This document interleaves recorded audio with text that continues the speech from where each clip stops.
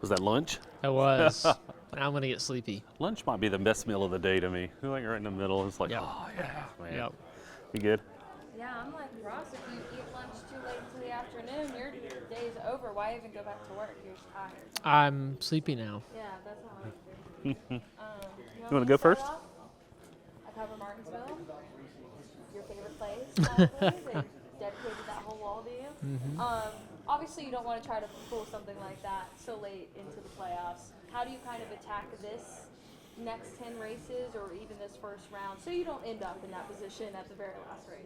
Yeah, score more points. I mean, we needed 2 more, on that last lap. So it's really easy to look back at where you could have scraped up 2 points throughout any point of the season and transferred it through to Martinsville. Let's just pick up a few more.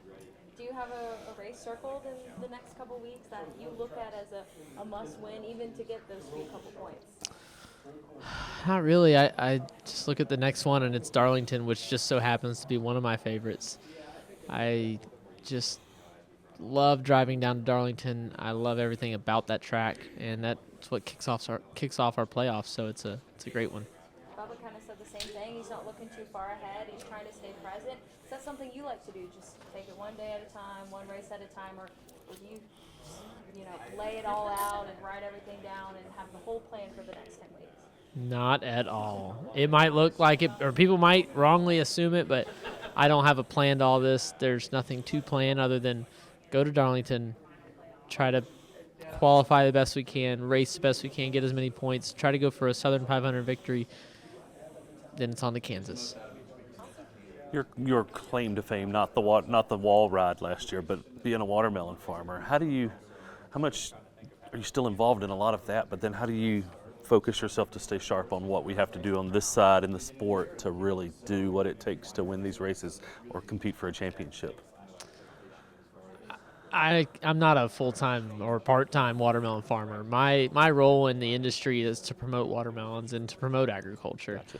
My full-time job and only job is to race cars and to be the best race car driver I can be. So when it comes to ag and farming, I know the farmers, and I can answer fans' questions across this country and everything else across our schedule.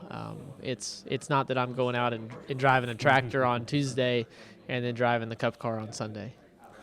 What do you look at with this field of drivers that's in this championship? There's guys that have been in the championship multiple years. There's guys that's won a couple of championships. There's first-timers in this, and this being your second time in the championship playoffs.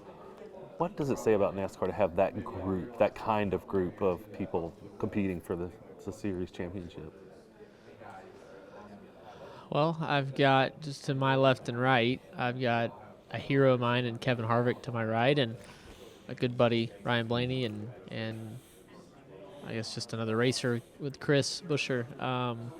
It's pretty incredible that I get to stand here with them and compete against them, from guys that I've just been friends with and been teammates with to heroes of mine on the track, and now I'm getting to just get to know them and race against them. So, we're a diverse bunch, and it's really cool to be part of it. Do you have to step yourself to a next level in this part of the season, or do you think it's better to stay even keel and do what you did all year long to find your success this part of the season? I can't drive any harder, so I can't shift into 6th gear, right? All right, the Hail Melon, I shifted into 5th gear and did the crazy move. But when in all normalcy, no. It's continue down our processes, continue with our evolution. It's coming naturally to Trackhouse and our cars and my driving. And one race at a time, one stage at a time, one lap at a time, and just plug along and see where we shake out.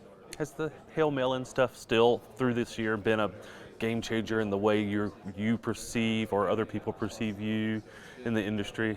Has it just kept on lingering? Does it come up every single day nearly? More often than not every day, but more often than not. And I accepted that the night of it.